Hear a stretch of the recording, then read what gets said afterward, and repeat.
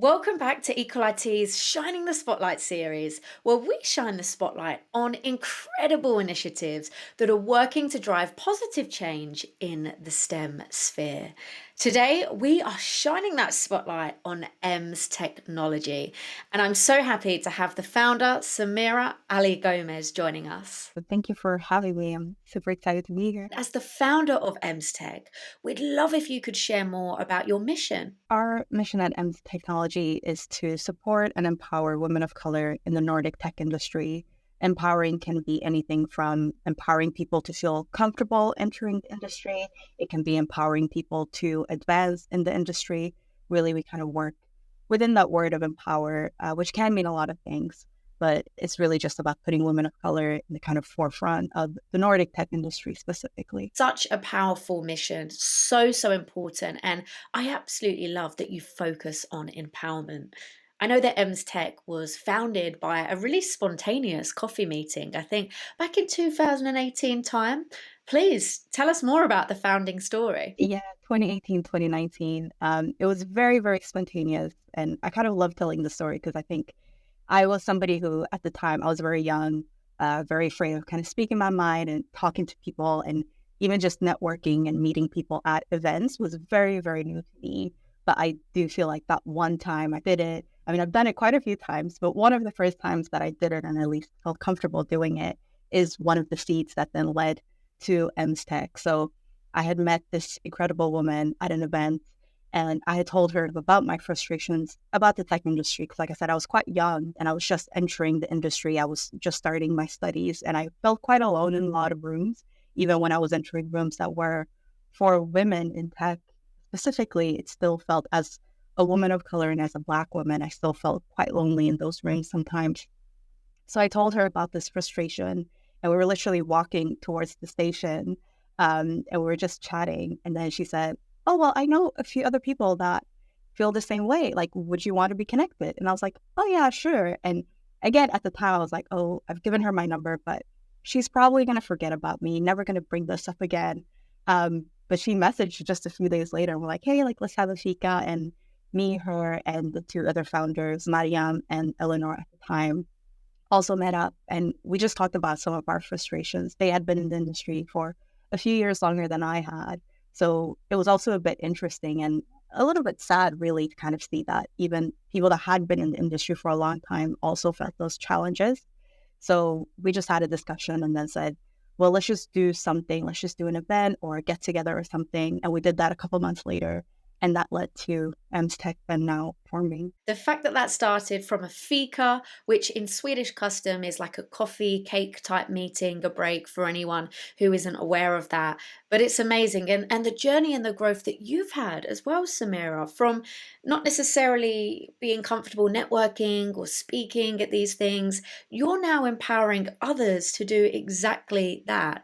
It's so amazing. And you should be really proud of yourself. Thank you. And yeah, I do feel that sometimes. I'm like, I look at my growth and I'm like, I want this for people. And I think I still have a lot of growing to do. But I think the founders that I had with me at the beginning, the people that helped start EMSTech, and then the other people that have also done great work in the industry, it kind of feels like a bit of a trickle effect. Like they've been able to empower people, including me.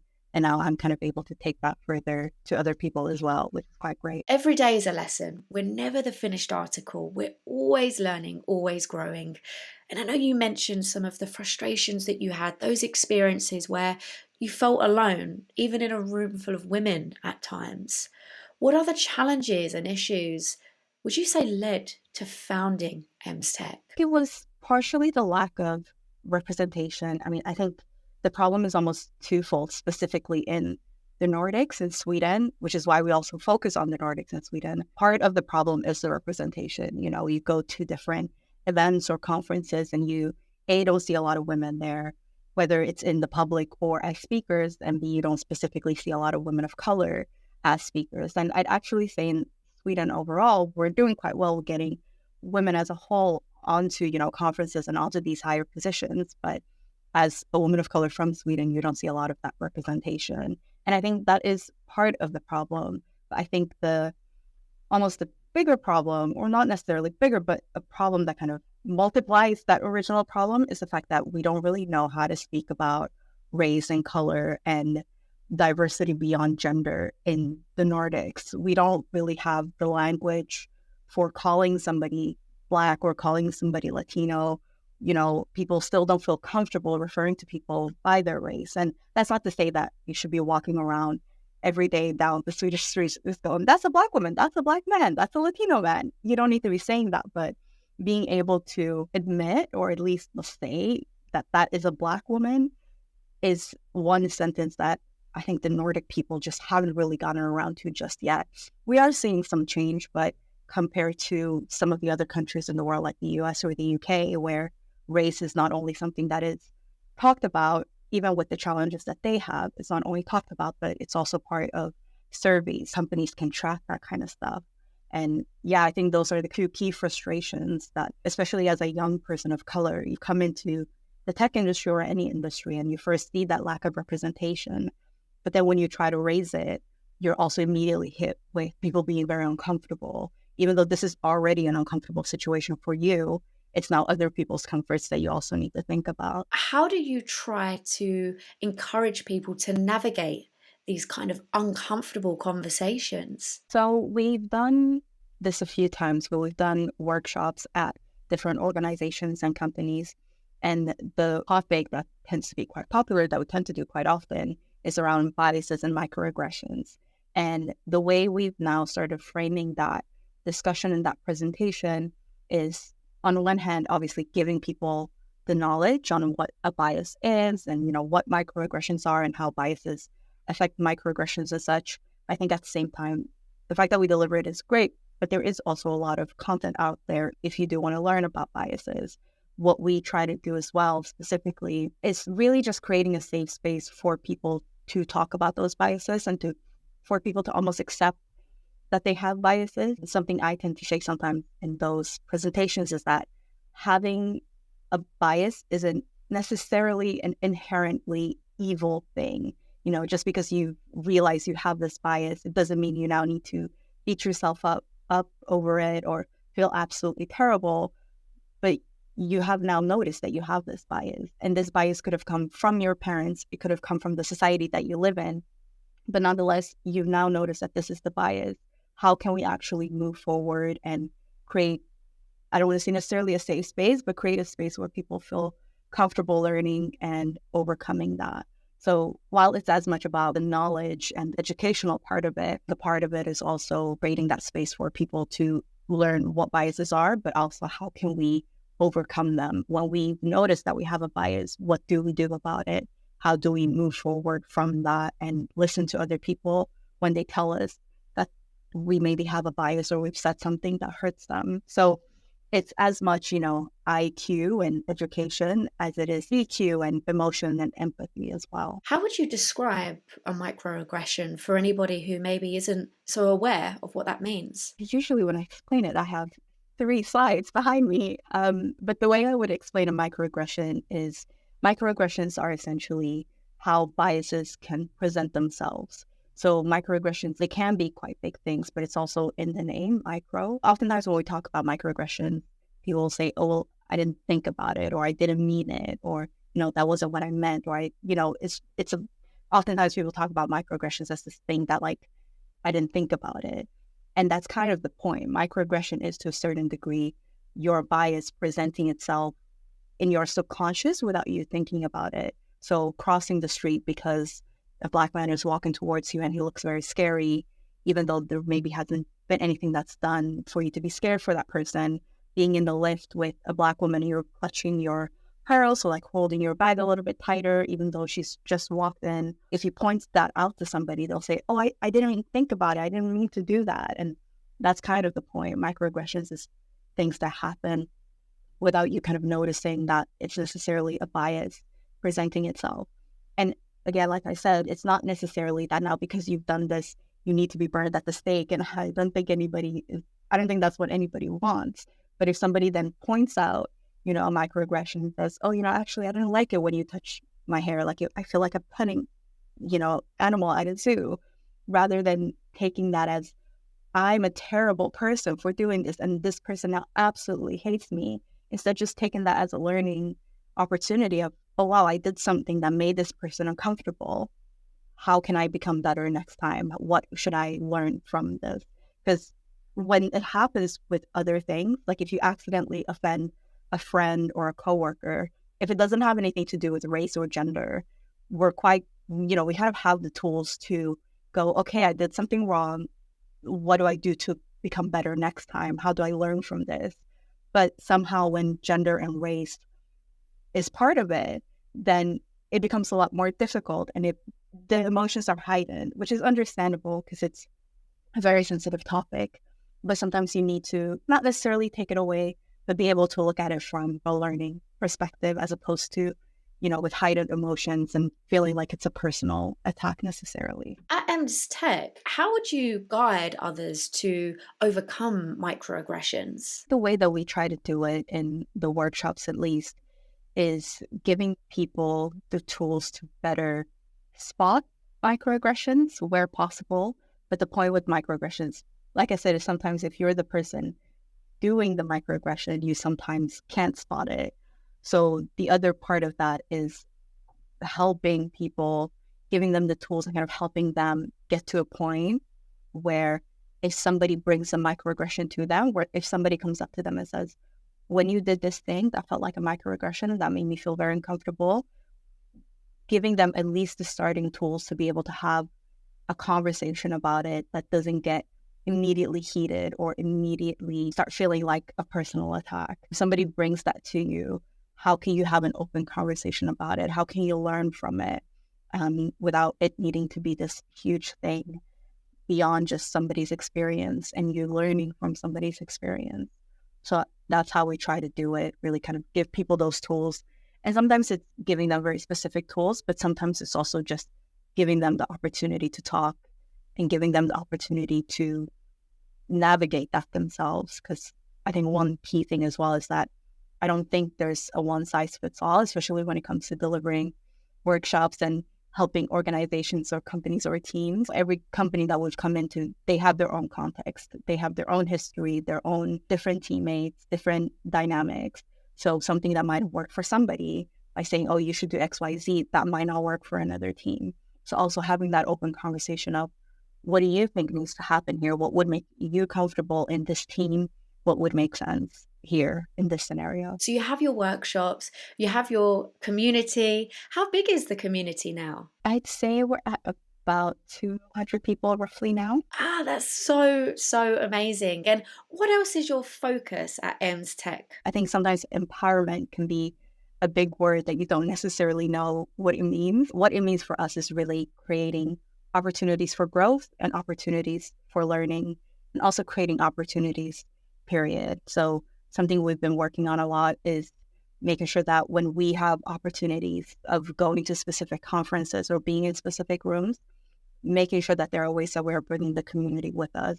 So whenever we've gone to Women in Tech, for example, where we met, we've taken people from the community with us when we've had extra tickets. And sometimes we've tried to get extra tickets so that we can bring the community there because the tickets are in hot demand these years.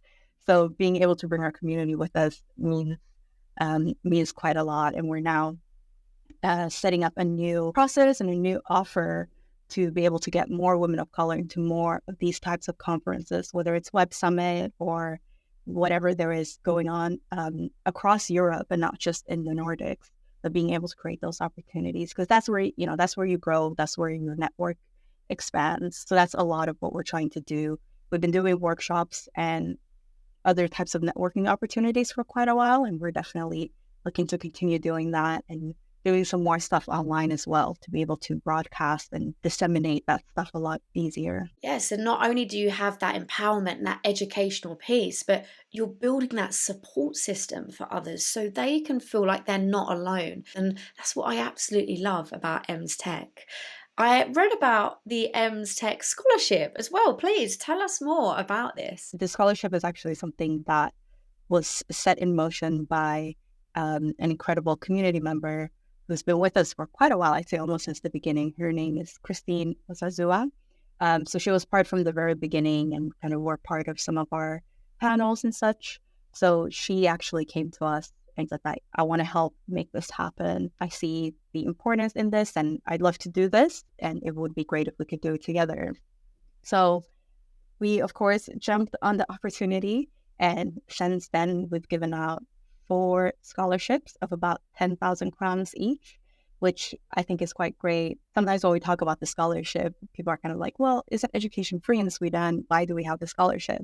But even though that schooling itself is free, you still need to buy books. And especially if you're doing a course or a career that has to do with tech, sometimes you need a new laptop, sometimes you need specific software or hardware to add to your laptop and whatnot, which for some people might not seem like a huge cost. It might not seem like a big barrier or a hurdle, but for others, it can be.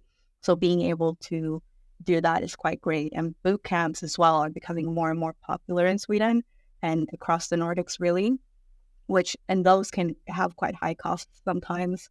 So being able to help people with that has been quite great. And I think it's one of those very almost like pragmatic and specific ways that we can help. Like doing workshops and creating opportunities is great, but sometimes when you're actually able to put cash in people's hands and really give them that boost and that support, it feels quite great. Yeah, because it's tangible. That's so amazing. And how does the scholarship work? Do people need to make an application? We've tried to make it as easy to access as possible while still being able to make sure that it's kind of going to the right people.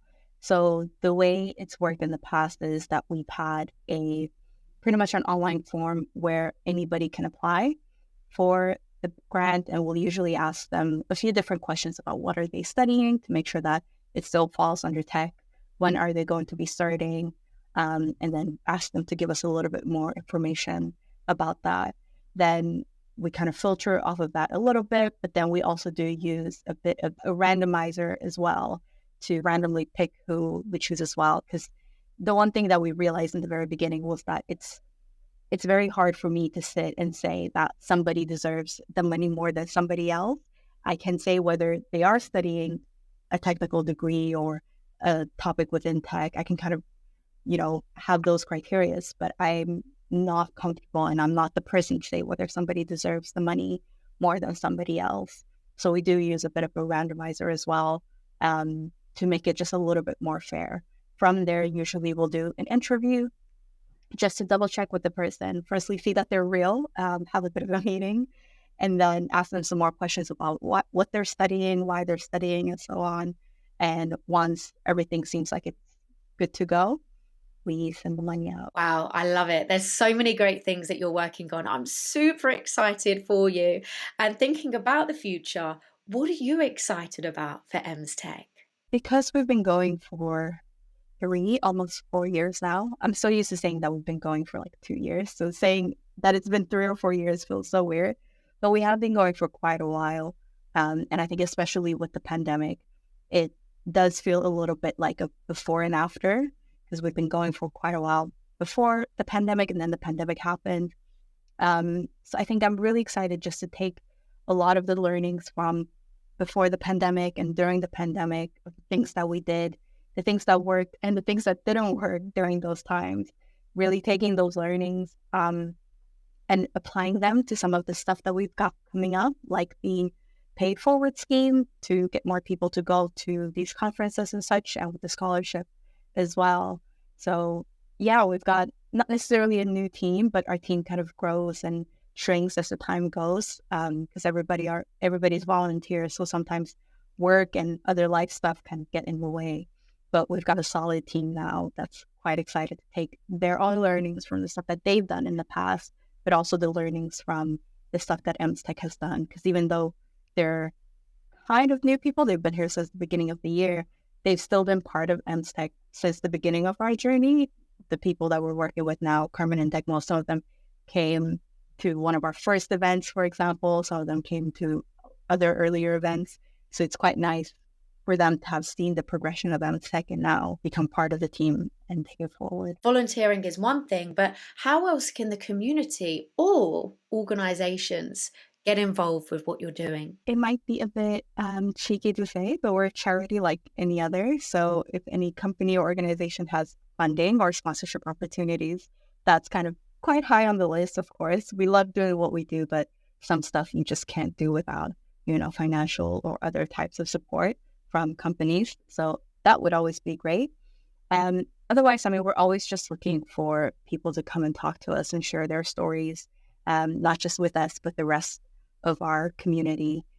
Within the team, we have quite a bit of knowledge and stuff that we can give, but really the key to EMMSTech is almost repurposing the community, using the community to grow the community and the community giving back to the community as well. So if anybody has any talks, any opportunities, any workshops, anything that they want to do for other people, we're always happy for them to come and do it for us. For some people, it's sometimes their first workshop or their first talk, and they don't know kind of where to have their first time or where to kind of start doing it. So we're always happy to provide that platform. And for other people, it might be talks or workshops that they've been doing for years, maybe to companies or at TED or whatever. But they now kind of want to give it back to the community. So we're always happy to have them as well. How can they reach out to you? You can reach out on my email, samira@emmstech.org, EMMSTech. That name sometimes gets people a bit confused. You can also look at our website, EMMSTech.org, 2M's, EMMS. I will put all of the links in the description box below, including Samira's email address. So check that out, get involved with what EMMSTechs are doing, support their great work. And Samira, for you, what change do you want to see in the industry? There's been a lot of talk about representation and diversity and getting people into the industry. And I mean, we do quite a bit of work around that as well. I think something that needs to change a little bit is, I think as much work as we put in getting people into the industry, we need to start putting in keeping people in the industry. Women and women of color specifically are way, way, way more likely to leave the tech industry. I know that within the VC space as well, there came out a report quite recently as well that quite a lot of women were leaving the VC space too. And not necessarily just leaving to other VC companies, but just leaving the industry as a whole. And the same thing is happening in tech. So I think we really do need to start putting more work into actually keeping people in the industry. And I think we also need to be a little bit more honest with ourselves when we're doing diversity initiatives and making sure that it's not just a bottom-up approach where employees feel like this is an important topic and they're bringing it to their companies and saying, oh, well, we're going to do this. It needs to be top-down as well. More CEOs and more of the C-suite and people in leadership roles also need to get their hands a little bit more dirty. And I think we also need to start having more long-term diversity visions. I think very often something specific will happen that puts a lot of focus or a lot of spotlight on a specific issue. During 2020 and 2021, it was George Floyd's murder that put a lot of focus on Black Lives Matter. Later on, especially in the last few years, it's been on the LGBTQ community. And that's not to say that any specific cause deserves more attention than the other. But when companies end up kind of just putting all of their focus in one basket and focusing on that for a while, and then when the next thing happens, move on to the next one, and there's not a longer term vision of how are we making the workplace better or more fair or more equal or whatnot for everybody. We're even seeing a lot of the chief diversity officers and head of diversity that were hired in 2020 at quite large companies now leaving. And I don't know specifically what their reasons were, but I think it does show that there hasn't necessarily been a longer vision of how do we make this a better place for everybody. We're kind of looking for quite quick wins. And I think it's time we start looking at it a bit more further into the future. Consistency is absolutely everything. It has to be a continual effort. There's always work to be done, people to impact, people to empower. It's been so great to shine the spotlight on the wonderful things that you're doing at EMMSTech, Samira. Thank you for your time. Thank you for the spotlight.